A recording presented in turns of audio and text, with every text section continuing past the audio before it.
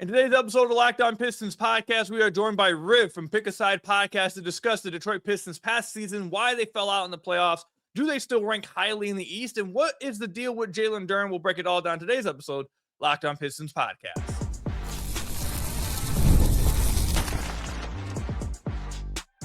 You are Locked On Pistons, your daily Detroit Pistons podcast. Part of the Locked On Podcast Network, your team every day. What's the deal? Welcome back to another episode of the Locked On Pistons podcast. Per usual, I'm your host, Ku Khahil. We are joined by Riv today from Pick a Side Podcast, and today's episode is brought to you by FanDuel. Join all the action at FanDuel.com to play daily dingers and make your free pick on who's hitting a homer this MLB season. Later on, we'll talk about Riv's belief level in Jalen Duren, what exactly is going on with that situation. Should the Pistons be wanting to give him long-term money? We'll talk about whether other Eastern Conference teams have leaped Detroit in the Eastern Conference. Is Detroit still a top team in the East? But first, like we did in the last few episodes with the guests we've had on the podcast, we're going to do a little bit of a recap. We're going to go back to how they felt about the Detroit Pistons this past year. And Riv, we had you on before the season started in the offseason last year, and we talked about the Pistons going into the year. I don't think anyone felt like they were going to win as many games as they did and win a playoff series maybe. They had a great season, but I want to get your thoughts before we get to the playoffs. Just what were your thoughts on the team's regular season this past year? Were you shocked by it? Were you expecting it? Just where were you at with it? It's your 10 year? 10 years? Oh, this is 10 years with not my 10 years. This is 10 years of Locked On being a network. Wow. This is the 10th year. Okay. What year is this for you? 5. I joined in 2021. So you had some dark days in the beginning. Okay. Right, okay. It was all dark days. It was not some. It was all dark days. Okay. Yeah. Okay. So congratulations on that. Appreciate it. But to get back to it, so we had an episode last summer when we were talking about Eastern Conference teams, and how we did it was we based it off like their win-loss totals. And then, I was like, so I went into that episode and I was like, you know what? Let me like just grab whoever has the best odds and just go out there and say something, right? So I think last summer the Pistons were at I think they were like plus 1,200 to be like a top 3 seed in the East. So I went on the show and I was like, yo, like Detroit's my number 1 seed. Philly's my number 2 seed. It was more like hot takey. Whole time now we're like 7-8 months later, I was correct. And I was like I thought they would be a playoff team, that I think they'd be able to win 60 games. I didn't know that was there. But you just saw the progression from this team throughout the season, especially when they went on that surge. Like I want to say like after December a little bit, where they just honed into what they wanted to do, and that was be a disgusting defensive, greedy team, and the offense, pick it up when it can. But I thought the regular season was incredible. I thought it was great. I think you can tip your hat to it. 60 wins is a tough feat no matter what. You can call us the Atlanta Hawks from prior. You can call us OKC. I don't really care. 60 wins after winning 15 to 20 games for 3 or 4 straight years is an accomplishment. None of that, like Cade, he was on All-NBA first team. Jenkins and them get paid. He got a little bit of a cool little contract of being a 2-way. Duren was incredible. Duncan Robinson was awesome. You have role players like Javonte Green have their moment and stuff like that. Ron Holland was cool throughout the season. Ausar was the best non-Wemby defender this season. I don't think you can argue with anybody else. Maybe Chet, but let's be serious. But I think this team was great. I tip my hat to it. It was a great, incredible season, and it kind of geared you up for the playoffs. Now, the playoffs was a different conversation, because I feel like matchups matter, and I feel like we ran into a disgusting matchup for us. Orlando is a physical team that kind of plays that similar style to us, while also having the bodies that can withhold what we can do. We have Duncan Robinson, Tobias Harris, as our weak links. On the defensive side, they have Paolo and Wendell Carter, and they're still bigger bodies. So they gave us some trouble. And people love to say Franz going down helped us win the series. I watched Giannis, win a ring when Harden and Kyrie were injured and they lost in the second round. And if them two don't get injured, Giannis doesn't sit here with a ring. So things happen. Things do happen. Do you get grace luck? You do. And I think Franz going down definitely helped. My thought process is, in that Orlando series, we were down 3-1. If Paolo is this player, he can get you 1 win, especially with an offense that has not been grooving. But we saw Cade Cunningham go into a different type of bag. 40 points. And granted, Paolo also had his 40 points. Then game 6, we had the big, I think we were down like 30 points on the road, come back, grit, do that old Detroit style, win that game. And then game 7, we just put belt. I think the real, for me, the real circle on my head is the Cleveland Cavaliers series. I thought we fared better in that series than the first series because we wasn't down 3-1 against the Cleveland Cavaliers. As a matter of fact, we were up 2-0. We looked incredible. We went on the road. We had an opportunity to win those games.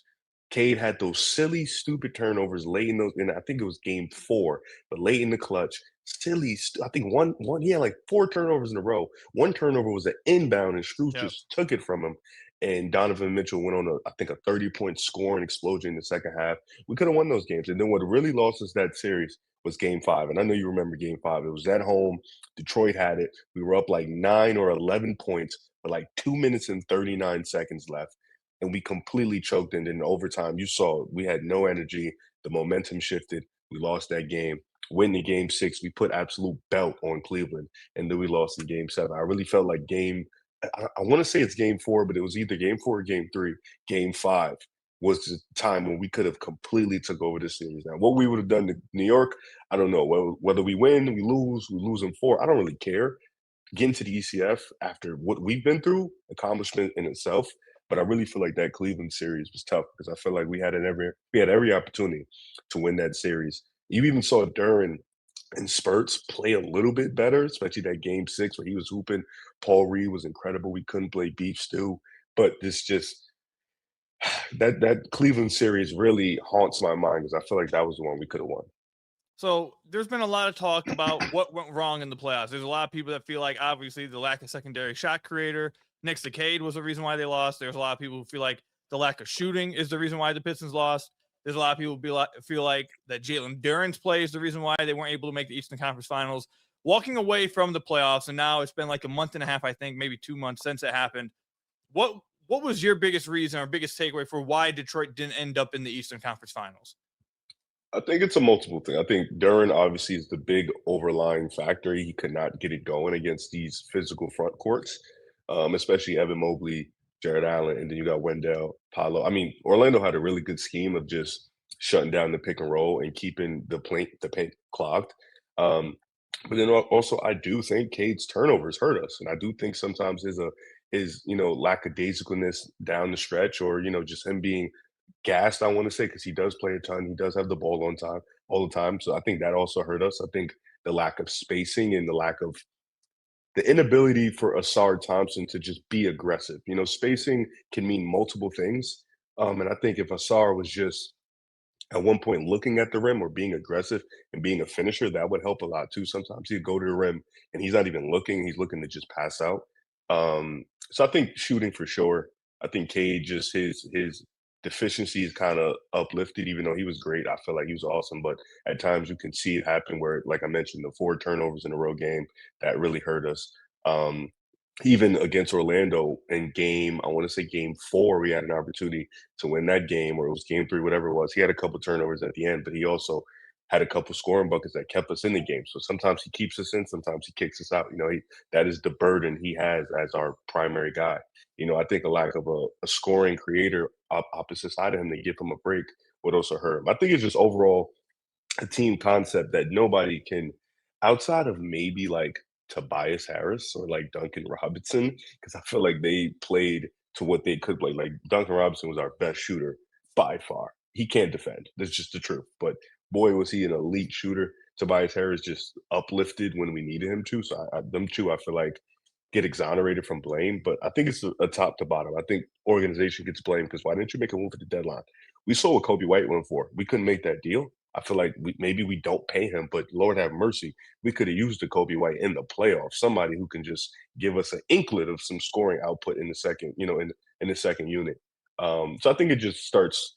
I think Duren obviously gets the big circle. I look at Cade, my superstar. That's the guy that gets the blame, and then just I want to blame JB Bickerstaff, but how creative? I know he's not creative, but how creative can you get with this roster on offense? I think that's also a troubling thing too. Yeah, there was a lot of things that could have went Detroit's way if they just got a little bit better shooting. I think they're in the Eastern Conference Finals.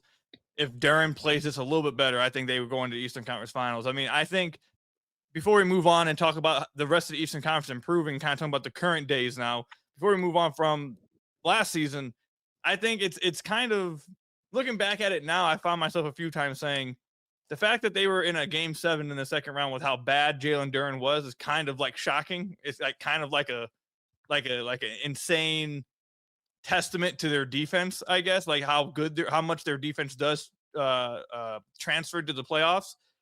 Because if you would have told me before the playoffs that Duren would have do what he did, I would not have guessed they would have even gotten out the first round. Like the fact that they were able to get to a game 7 and really, like you mentioned, had multiple chances to have complete control of that series. It's kind of shocking to me. So there's a lot of little things that could have just swung the entire series. I do think that I think it was game 3 where the Pistons had the one you're talking about when Cade turned the ball over 4 straight times at the end. They could have went up 3-0. They could have went up 3-2 on Cleveland, up 9 with 2 minutes left. You got to close that one out. I mean, I think that one was just young team mistakes, not being able to close it out. Any one of those little things change. I think Detroit's in the Eastern Conference Finals against New York, and New York goes on to the finals, I think, because New York was just hitting at a different level in the playoffs. Like that team was just incredible.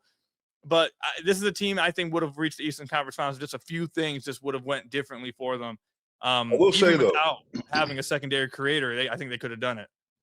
I agree, but I will say I feel like, and this, I'm not saying we'll beat New York. What I'm saying is we're the only team stylistically, physically that can go up with New York. I feel like a lot of these teams don't have the physicality to create, irritation for another team. I think we're like the way we played New York in the last 2 years. We're irritating for them. We're very annoying. We're that nasty, annoying, ugly team that gets on their nerves. So, like, I look at the Atlanta series, and after game 3, I think it was, or whenever New York went down 2-1, it wasn't close. I look at the series with Philly, it wasn't close. I look at New York and Cleveland, it wasn't close. I don't think we win. I don't think we go out as sad as them. I do think it's an ugly series where New York is getting frustrated, annoyed. I think it's like a 6-game series.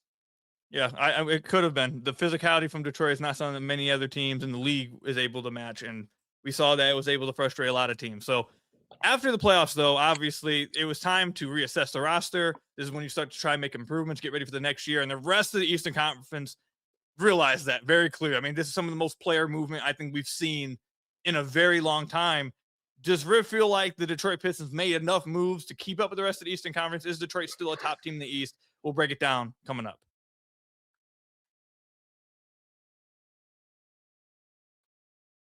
Today's episode is brought to you by FanDuel. Baseball fans, if you think you know who's hitting a homer today, FanDuel's giving you a free chance to call your shot with daily dingers. Also, Tigers fans, are they trading Tariq Skubal? Like, what's going on? I don't understand that whole situation. It's easy to play. Just make sure your free pick for who you think will hit a home run in their game. If you're right, you'll receive a profit boost to use on your next bet for a chance at extra winnings. Best of all, you can make a free pick every day throughout the MLB season. Daily dingers is another fun way to stay engaged with every day's games. Whether you're following your favorite team or keeping an eye on matchups across the league, every game has someone capable of going deep. Now you get the chance to make your prediction before the first pitch. Sometimes it's a hitter who's been on a hot streak, a favorable pitching matchup, or even a ballpark that tends to give up home runs. Coming from someone who's not a big baseball fan, I try to tune in, I play MLB The Show a ton, whatever. Can someone explain to me why, like, MLB has different stadiums that are easier to hit a home run? Like, I don't feel like that's like if you played in the NBA, in some places the 3-point line was 20 feet, other one's 27 feet. Like, why? I don't see how that's something that makes sense, but explain to me. Those are always the first things, though, that I look at before making my daily dingers pick. So are you ready to play your game today? Join all the action at FanDuel.com. That's FanDuel.com to play daily dingers and make your free pick on who's hitting a homer. Play ball and swing for the fences on FanDuel, the official partner of the MLB.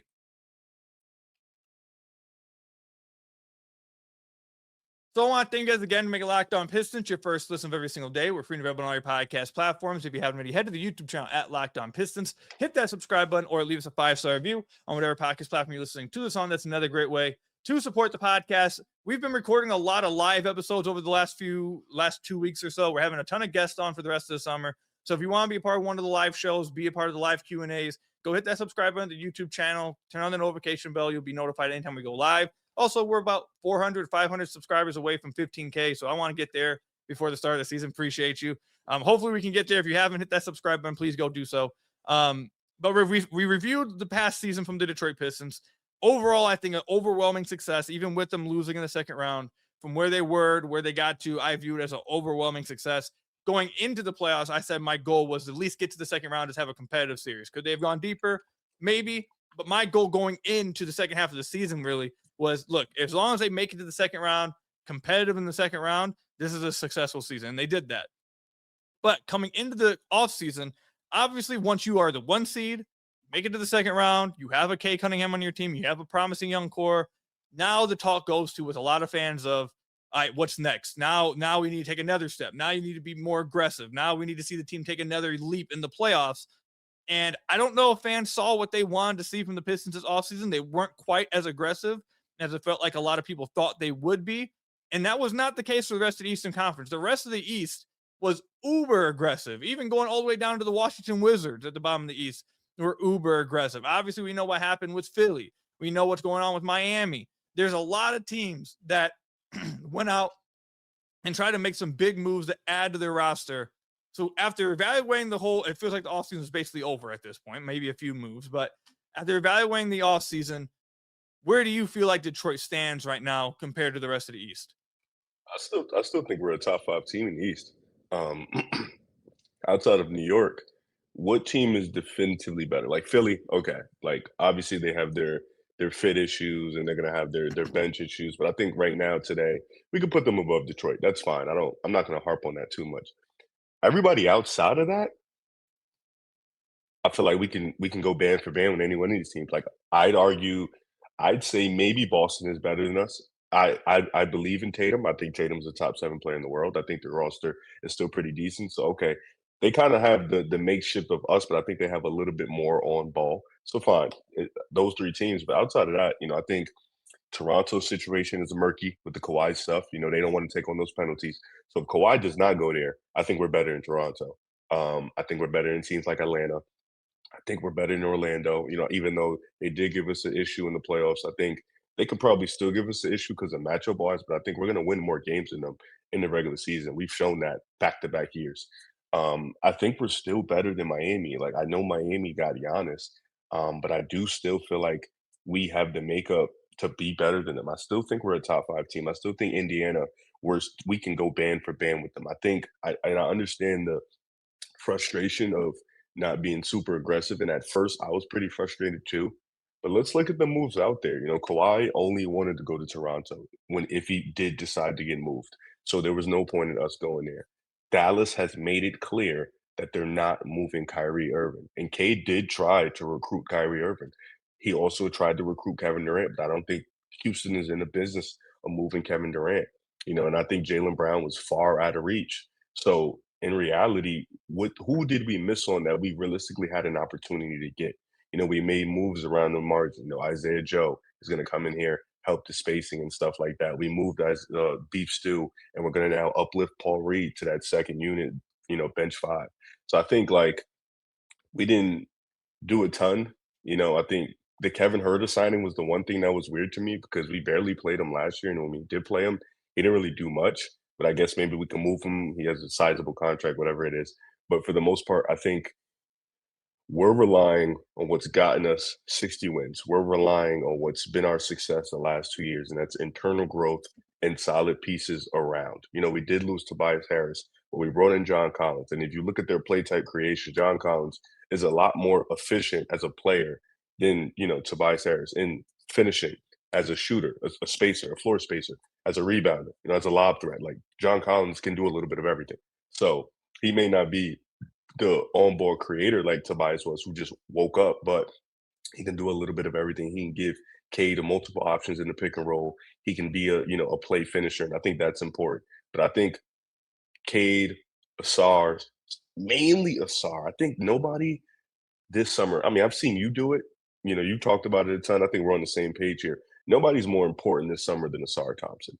He is the most important guy on the team. And no, it's not Cade, it's not Duren, it's Ausar, because what he can do on the defensive side, if he unlocks just a little bit on offense, I'm talking about just a little bit, maybe that little 10 to 15-foot floater, the little mid-range free throw shot, if he can just unlock that, I think that completely changes everything we do. So I think we're relying on the internal growth, and I'm fine with that. I just think I'm looking at the East, and I think the East is super competitive, and I don't see why Detroit fans should be scared of it because I feel like last year it was competitive and we won 60 games. I don't think we're going to win 60 games again, but I think we can go up with any one of these teams. We have no fear, and we have something we can build off of, and that's our defense. Yeah, so there's a few things I want to hit on and kind of ask you again based off of what you said there. But I guess let's start with the rest of the East. Because I agree with you. The East was very, very aggressive throughout this offseason. Multiple teams making big moves. I still think the Pistons are going to be a home court team in the playoffs. I personally have them third or fourth in the East right now. I have the Knicks and the Celtics as the two teams I would put ahead of them right now. Wouldn't be shocked if they finished ahead of the Celtics. Wouldn't be shocked if, with them finishing higher.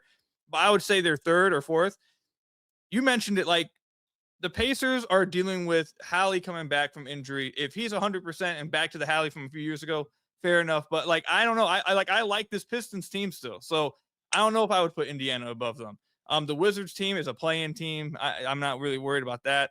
The Bulls and Bucks are still going to be at the bottom. The Heat, you mentioned it. They added Giannis, but I really dislike the rest of that team around Giannis. I don't know about you, but I don't think that team around Giannis is very great. It's him and Bam, and they don't really have great shooting. They don't have a lot of spacing. Andrew Wiggins is fine, but I don't think they have a great roster, and they're definitely not very deep. So I don't really know how much I really like the Heat. The Hornets are okay. The Magic deal with injury issues every single year, and that hurts them during the regular season. They have injury-prone players. And the Pistons have the best player of the two teams. So I'm not really worried about the Magic either. The Sixers added a ton of stars. And if you want to give the edge to the Sixers, like you said, that's fine. I do question some of the fit stuff with them. But if you want to just give it to the Sixers, that's fine. We'll see how it plays out. I don't think the Hawks are better. I don't think the Raptors are better. I don't think Cleveland's better. And that leads me to asking you this. My overall point of saying all that is to get to, I've said on the podcast over and over that I feel like Detroit has something that the rest of the teams or majority of the teams in the East just don't have that gives them a higher floor than any other team. And you mentioned it, their defense. Their defense translates to regular season playoffs. The defense is not going to drop off, and defense carries you throughout a regular season. Having a deep roster and having defense will carry you throughout a regular season, and the Pistons have a majority healthy team. So despite the moves that the rest of the East made, do you believe that the Pistons defense, it seems like you kind of answered it already, but do you feel like the Pistons defense is good enough, great enough to where it just can carry them throughout a regular season despite the big splashy moves other teams have made? Yeah, I do. I think you've just seen it over the last 10 or so years. We saw a Toronto team that lost Kawhi still being elite defense and won 50 plus games. With Pascal Siakam, Kyle Lowry, Fred VanVleet, we see these things happen. We saw the Houston Rockets a couple years ago with Jalen Green and Dylan Brooks being elite defense. And what happened? They ended up making the playoffs. Defense in the regular season, because not many teams play hard every night.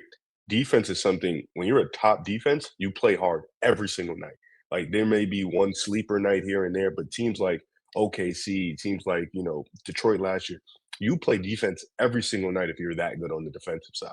And I think when you play defense every single night, you can catch teams in those blowouts. And not to mention, talk about these teams last year, and I hate that pivot fade is getting shut down. Yeah, it's aggravating because they help you out with stuff like this. Against top 10 teams in the league, we had a great record. We played up to our competition, and then against bottom 10, 15 teams, we destroyed them. So we handled business when we needed to, and then when we played top competition, we played up to the level. So that's why it gives with teams like Toronto, where they were horrible against top 10 teams, but they played really well against the bottom 10. I think that's what gives us the floor, and why we can continue to pivot up is because our defense is going to show up every single night. Yeah, I completely agree with you. Something else that you mentioned I wanted to hit on real quick. Do you feel like, actually, let's say this. So Trajan Langdon had a presser at the end of the year in his exit presser. And one of the things I keep bringing up over and over and over again, I can't wait to have another presser with Trajan so we can ask him about this. Someone asked him, did he feel like the league was going more offensive across the league? And he said, no, I don't feel. I think they're going even more defense. He says he feels like, the quote that I hold on to is that he feels like you've seen that you need, quote unquote, enough offense. You need to be a top defense. You just need enough offense. So the question I have for you is, if we're going to go off of Trajan's statement of you just need enough offense, do you believe Detroit's added enough offense to be a top contender in the East? Or do you think they are still a little bit away from, again, he doesn't think they have to be a top offense. He thinks they just need to have enough. So do you think they've gotten to that point, or do you think they're still a little bit away? And what do you think they need to add to get to that point? I think the lucky number is 12. I think if you're a top 12 offense, that is enough.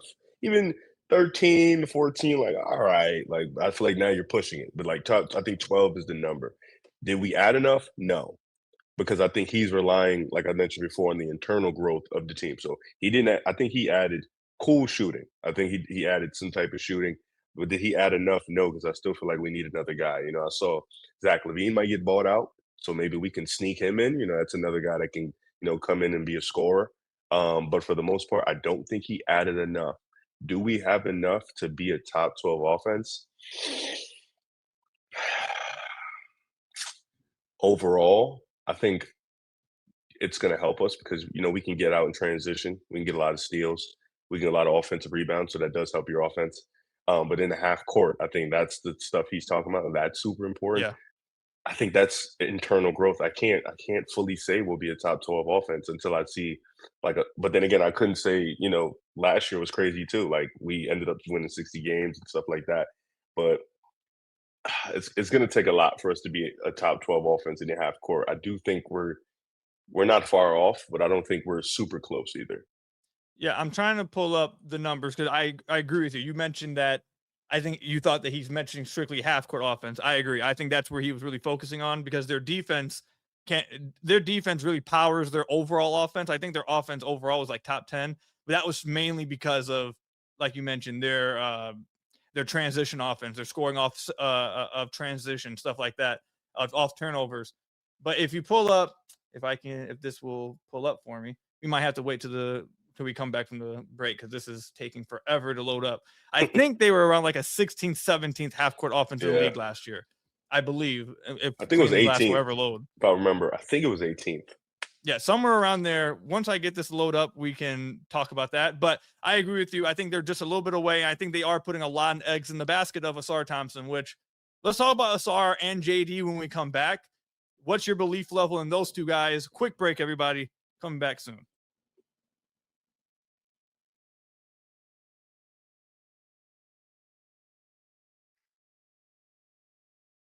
So I want to thank you guys again for making Locked On Pistons your first listen of every single day. Free and available on all your podcast platforms. If you haven't already, head to the YouTube channel at Locked On Pistons. Hit that subscribe button or leave us a 5-star review on whatever podcast platform you're listening to this on. That's another great way to support the podcast. Okay, so I got it pulled up over at Cleaning the Glass now. The Pistons last year were the 16th best half-court offense in the league. In the playoffs, though, I believe there was only one team better than, or only one team worse than them in the playoffs in the half court. So was it Houston? Let's pull it up because I think it might have been Orlando. Oh, that'd be funny. So I eliminated play-in teams. I got rid of play-in teams, not them. Of teams that avoid or got out of the play and actually played a playoff series. Teams that actually there was more than one. It was Minnesota, just a little bit smaller. Or worse. They were injured. So yeah, that makes sense. Atlanta was worse. Okay, that makes sense. Orlando. So actually it was 4 teams. I lied. Minnesota, Atlanta, Orlando, and Houston. I'm thinking Atlanta was probably skewed by that game 6 because they scored like 30 points in the first half. Yeah, but this is a better way of doing it.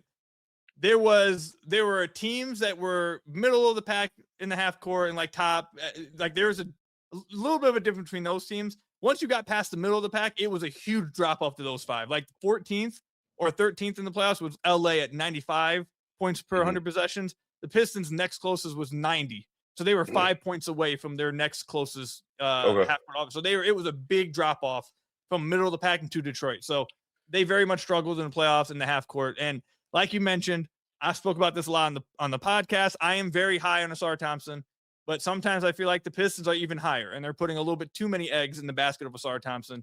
We've gotten a lot of quotes from Trajan about how he feels about Ausar Thompson. We've heard from the Pistons beat writer Hunter Patterson at The Athletic. He actually just wrote an article a few hours ago. I just read it, talking about how much the Pistons are relying on Ausar Thompson. Before we get to JD, I just want to ask you, do you feel like, because I think Ausar has gotten to a point where he's universally loved by the fan base for the most part. Like I think, for the most part, the majority of the fan base looks at Cade and Ausar as like the pillars of the team. But I think even with that, there are still quite a few people who question if you should be putting a lot of eggs in the basket of Ausar developing offensively, even with that. Where do you think that they are right? Before we get to JD, because he's the big elephant in the room, but do you think that the front office is correct to put this kind of risk or the amount of eggs in the basket in the Ausar developing offensively bucket? I mean, where else are they going to put it? Like, are they going to put it in Ron Holland, another top 7 pick? You know, are they going to put it in JD after that playoffs? Like, I think Ausar is the one guy who kind of gives you like, all right, this defense is generational. Why not? Eggs in the basket. You know, I think, and you mentioned universally loved. I think Ausar is. I don't think it happened until like this year because you know he was dealing with the situation with I think it was blood clots or what it was Yep. a couple years ago where he missed most of the year and he was hurt. This year, man, I'm talking about he took it to just a different level on defense. And you saw in the playoffs where his offense may have been lacking, how much he creates possessions for us on the defensive side just by completely taking like he's like he's like a cornerback. He's like Stephon Gilmore, where he can just get interceptions, take the ball away, just create so much traffic. I mean, Kenny Atkinson, he said it after a game. He's like, the goal of the game is to stay far away from Ausar Thompson on offense. Like that is extremely high praise for a team with Donovan Mitchell, James Harden, and Evan Mobley. Like, just keep the ball away from him, and then his help side is crazy. I think you have no other choice. I think Cade has kind of ascended into that. I think you spent another top 5 pick on Ausar to ascend into that. Like it was him or his brother. His brother went first and he went after. I don't know if I believe. I don't want to say I don't believe. I'm skeptical, but I'm optimistic because I feel like his offense can grow. You know, he's only like 23 years old. But I'm not overly believable, but I think his defense will forever continue to be elite. So I don't need him to be this high-end supernova, you know, offensive player. I just need him to be Sean Marion. If he can do that, we're so here, you know. But I think Detroit is looking like the front office is looking at it as like, we spent the top 5 pick on this guy. He was otherworldly on the defensive side in the playoffs, literally shutting guys down. They couldn't even score on him. Let's do it. And like, what other choice do we have? You know, so I think like I understand both sides. Like I understand your skepticism. I understand the front office's optimism, where it's like we put all our eggs in this basket. He's the top 5 pick. You know, his athleticism is second. It's literally him and his brother. But I also see it where offensively sometimes he can be shaky at best. He can, you know, create kind of, you know, bad vibes. Yeah, it's gonna be interesting to see. I remember pre-draft, I wanted them to draft Ausar, and I said at the time, if you were drafting him 5, it's because you believe in some of his secondary playmaking. He handled the ball a ton in OTE. If you are drafting him 5, it's because you obviously defensively, but it's because you believe that he can also be someone who can run the offense, who can run some pick and rolls, who can get downhill. You have to believe in that development at that time. And it's been a few years since then. They seem to believe that's the case. He has a high feel. He's a really good playmaker. He's a really good connective passer, off-ball playmaker. There's this stuff there that you see that's like, if we can get the on-ball created, you can really unlock some of that stuff. But we'll see if they're able to unlock it. They're putting a lot of eggs in that basket. If it happens, I think we're having different discussions. But if it doesn't happen, then I think we're having, okay, what do you need to do at the deadline now? Because you need to add another guy who can do it. We're going to find out. But there is another player part of this core that eventually we need to get to here, and that is Jalen Duren, who had a fantastic regular season, was an all-star, was an all-NBA guy, but then fell apart completely in the playoffs. I think that's putting it kindly. They're currently obviously still trying to figure out if they can get a deal done with him, whether he's going to be back on the qualifying offer, whether he signs a long-term deal or short-term deal. We all know what's going on with him in restricted free agency, but let's start here because we don't got a ton of time left, but I want to start with the playoffs. What did you see from him in the playoffs? I've talked with D. Lee from Fifth Factor. I had him on last episode. He was great. Asked him about what he thought he saw from Jalen Duren the playoffs. We've had a lot of guests. I'm trying to get like an understanding of where everyone else feels. What happened to him in the playoffs? Was it just mental? Did you feel like he got exposed? Was there a skill set that you think got exposed? Just bad matchups? Like, what was it? What did you feel like fell apart so much, or what led to him being so much worse in the playoffs than he was in the regular season?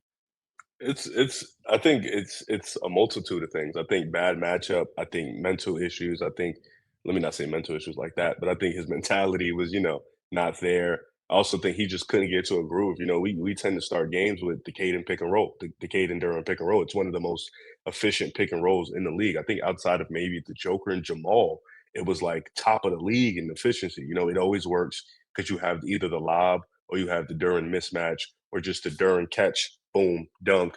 But a lot of the times in the Orlando series, he couldn't get that going, and that unlocks his game. That right there, he gets it. You saw him getting the pick and roll. Now he can get the ball at the free throw line, start to get groovy. You can start to see the handles a bit. And I think he couldn't find that element in his game to get him started. And on top of that, he couldn't really be, as dominant on the glass as he wanted to. I also think that's another part of his game where it kind of unlocks his offense. I think multiple things for him kind of get him going. Offensive rebounds, defensive rebound, running in transition too. He's one of those big men that can run. So when you have a lot of that stuff being taken away, and when the lanes are clogged, it's a lot of big bodies around. You can't really get it going. Like in the Orlando series, Suggs was not guarding Ausar. Like they plugged Suggs on Ausar. He was not guarding him. He was roaming a lot of the times. He was playing help side. He did an amazing job on defense, on offense, but amazing job on defense. And that kind of, put Duren in a tough spot. And I thought throughout the year, we kind of was running a little bit of that Duren isolation or that Duren, Yep. Just that Duren on the isolation. It worked in the season. You saw a little bit of some offense that can get going. We couldn't really do that a ton against Orlando, and I thought in the Cleveland series, I think the mental issues of him just not just struggling against Orlando kind of transcended to Cleveland because, you struggled against Wendell and Paolo. Here comes Evan Mobley and Jared Allen. This is one of the better defensive twin towers in the league. So this isn't going to get any easier. But what I would say is I think Duren needs to get a mid-range. I do think so. I think that would help his game a lot if he can get a mid-range or if he can develop actual post-up moves that go hand in hand with the strength. I think he has like Dwight Howard post-up moves, which aren't too much, but he relies heavily on that strength. Most of the time he's stronger than everybody else. I look back at, one time we played the Spurs in Detroit and how he was just able to manhandle Wemby at times because of his physicality. Add a little skill to that. I think adding skill to that can help him elevate his game, maybe get a little mid-range shot because I think he's too strong for a floater. I think his touch is very odd there, but add a little mid-range, and I think that'll help his game out and continue to work on the ball handling because I do think a lot of times also we didn't run a lot of Duren at the one. Sometimes he used to bring it up and then we'll run it through him. We couldn't really do that in the Orlando series. Like a lot of the things Duren succeeded at in the regular season kind of got taken away or we went away from it in the playoffs. And I guess that kind of threw him out. But I credit Duren because he never wavered. You never saw him showing signs of complaints. He never, on the bench, you still saw him cheering for Paul Reed, cheering for Beef Stew. So like that teammate in him was still there. So, I want to give him the props for that because when you're struggling like that, you can easily see some guys just go into the media and just show their frustration. No, he kept it P the whole time. But I think it's all those things included. And, I think Paul Reed getting more minutes to him in certain fourth quarters would set any all-star off. It didn't for him. But that's why I'm like confused because you saw what happened in the playoffs and you still feel like you deserve 50 mil. Like I feel like take your 38, run it back with Cade, run it back with your brothers and get it back. I don't know. I feel like that's where the I want to say just the internal like look in the mirror type vibe should be there. But I think for Duren, a lot of the stuff they ran in the regular season, they couldn't do it. I think teams were prepared to take that away, make Cade just a scorer, because I do think one of his elite traits is also his passing and being able to throw that lob. Couldn't do it against Orlando, couldn't do it against Cleveland, and then they shut off all lanes when it came to Duren. Yeah, you mentioned that you felt like he had more creation in the regular season. So this is a stat I bring up all the time. So creation, true shot attempts. So just basically any possession that you had or shot attempt you had, whether it ended in a free throw or a bucket or a missed field goal, in isolation as a pick and roll ball handler or a post up. So anything that involves your own creation, not being fed. He tripled that this season. He went from 2.0 in 2025 to nearly 6 attempts this year and was still plus 3.2 real true shooting. So basically he was above league average efficiency on those by quite a bit. So in the regular season, so like that was a big part of his game, and it just completely went away in the playoffs. I do think, like you mentioned, even the him dribbling up the floor off a defensive rebound, kind of initiating the offense, that went away. It felt like they kind of lost trust in his ball handling. He got the ball picked a few times from Wendell, I feel like he lost confidence in that, and they kind of lost confidence in that. So it was a rough playoffs for him. So going from that, you mentioned it. Now we're in the offseason. Still haven't seen him resign. We were hearing a bunch of stuff. Yesterday, I'm recording this on the 31st. Yesterday, we hear on ESPN, they're talking to Isaiah Stewart, and Isaiah Stewart's on ESPN telling them that Jalen Duren feels like, yeah, I may have struggled in the playoffs, but what I did in the regular season, I should be still getting paid off of that. Like, it's a whole body of work. It's not just the playoffs. And that, first of all, I don't. Why are we asking Stu? Like, Stu's not. I love Stu, but Stu's not in the Pistons no more. And why is Stu going out and saying, yeah, this is what Duren feels like. This is what he's told me. And third of all, how can Duren feel that way? Like, I am in the camp of bring Duren back, but how can Duren feel like, oh, well, it's just, it's a whole body of work. It's not just the playoffs. I shouldn't be getting dinged for the playoffs. But with all that said, I know some of you guys listening probably didn't see that. With that said, where are you at with paying him now this offseason? Do you think the Pistons are in? There's some people in the community that are just like, oh, get rid of him, sign and trade him. It's over. We're done with them. Are you in that camp, or are you in, no, this is a young core we still believe in. I want to build around this young core. Do you have serious questions about him and Ausar's fit to where you maybe think about moving on, or are you still in the camp of this is the core they have, get him locked up long-term, then get Ausar locked up and build around this young core? Just where are you at with this situation with Duren and the young core?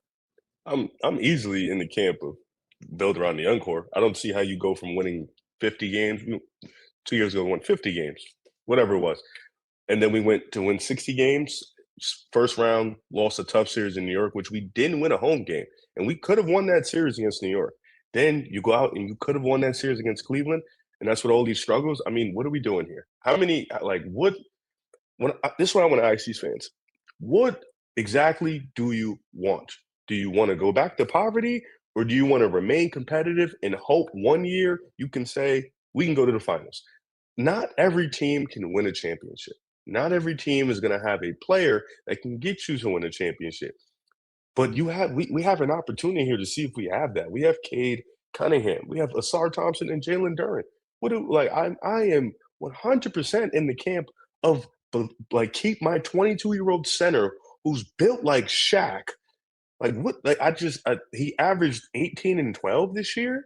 It was math. We were thinking about last year what he was going to be.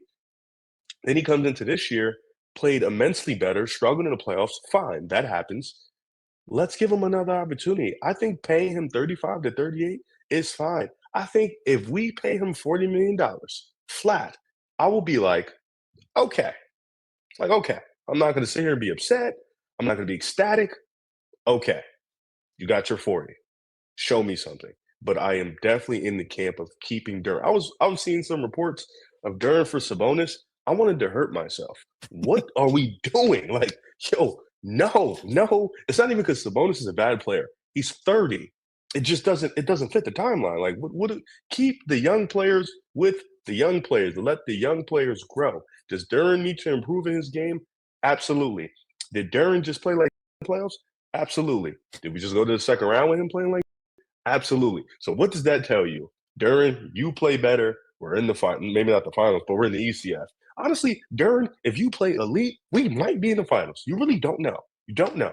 So I think I'm 100% in the camp of keeping all three together for at least a couple more years. I mean, they've only played for real. This would be their second real season together. Yep. So they haven't even played together enough to, and that was the thing that hurt me with the Cade and Ivy stuff. And obviously Ivy in hindsight, thank God, we dodged the bullet. But in hindsight, I was thinking people were so judgmental on it. And it was well, they haven't even played a season together. So we really don't know what it's going to be. And I don't want it to be where these three haven't played years together, where you can really get a taste of what's going on, and then we abandon it. And now we're sitting there wow, we probably should have kept him. No, this is the best option we're going to get. We just saw Walker Kessler go for $30 million a year and 4 first-round picks. I think we're all in the camp that Jalen Duren is better than Walker Kessler. He's also younger than Walker Kessler. So why would we not keep him? I'm confused on that thought process. You got teams with double bigs, and you got the East now with Giannis and Bam. We definitely need to keep Duren. We need somebody down there as a presence. Do you want to bring in Sabonis to handle that? I don't personally. So I think for me, I'm confused because I feel like when teams start winning, they start getting greedy. And Yes. I'm not in the business of getting greedy. I like what we have. Do I love it? No. Do I like it? Absolutely. And I think we can build off. I can even go as far as to say I'm going to start loving what we have as long as Trahan builds properly around the end. They also develop. I'm going to say I fancy Ron Holland because I like his defense. Like his defense is really dope, and he can get out in transition. He needs to develop too. So like I'm all in on Jalen Duren. I think his game is going to continue to improve. He's 22 years old. I think we should pay him. I also agree with the front office now. Give him 45. Don't give him 45. Don't give him 50. They understand the situation in the second apron, and you got to pay Ausar soon. I get it completely. I'm on that side. But I think there needs to be a middle ground that we need to get to. I think we need to have this conversation. I think that's the stalemate of maybe Duren does not want to bite the bullet and take that 35. But I also think taking 50 is crazy. So let's meet in the middle and let's get a healthy contract that understands, how we can build this team. So I'm bought in. I'm bought in on this trio. I believe in this trio. When the last time we had a trio this good? Chauncey Billups in them? What are we doing here? Like, come on. Reggie Jackson and Andre Drummond was the last playoff team. Do we want to go back to that? I don't think so. So why not stay where we're at? That's where I'm at with it. Yeah, I could go even longer in agreement with you, but we're running a little bit long. But I completely agree with you that I think when you have this type of success, like you mentioned, fans get greedy. A lot of people want microwave stuff. And I think the biggest point is, like you mentioned, this is only their second season of being real. Like, I'm not counting their full career. Like, second season of just being a good basketball team. You don't have 4 or 5 years of data to tell you, okay, obviously it's not working. We've ran our head into the wall. It's not working. We got to make a big change. We're not even at that point like the Celtics were a few years ago with the Jays when people were like, oh, is it time to move on from them? They at least had like 5 playoff runs where people were like, okay, is this going to work? 2 playoff runs isn't enough to be like, okay, now it's time to microwave. Like it's way too soon to try to do all that. I'm in the same I'm in agreement with you, but appreciate you, Riv, coming on, man. You guys can find him obviously over at Pick a Side Podcast. I'm sure you guys already check it out. Riv, one of my favorite things of the offseason before we wrap up, for some reason, your clip about KD always circulates every single offseason. Like, it just goes by. It's like people act like it's a new clip. Every offseason, it just goes viral every offseason. It's the funniest thing ever. I always find myself thinking, like, do people think this is like a new clip? Like, why is it like, why is this happening? Oh my God. It's always when Kevin Durant, I know what's going to happen when he doesn't do anything. Like when he doesn't, like he missed the playoffs, he loses the first round. I'm like, damn, it's going to happen again. And it's like, every year, like, yo, and I'm like, dude, this is like 5 years ago. Like you're asking this question, it's like 5 years ago, bro. It's so crazy. It's hilarious. It's hilarious. But appreciate you coming on the podcast, man. Thank you guys for making Locked On Pistons your first listen every single day. Free and available on all your podcast platforms. Hit that subscribe button to the YouTube channel. Leave us a 5-star review, whatever podcast platform you're listening to us on. And until next time, peace out, everybody.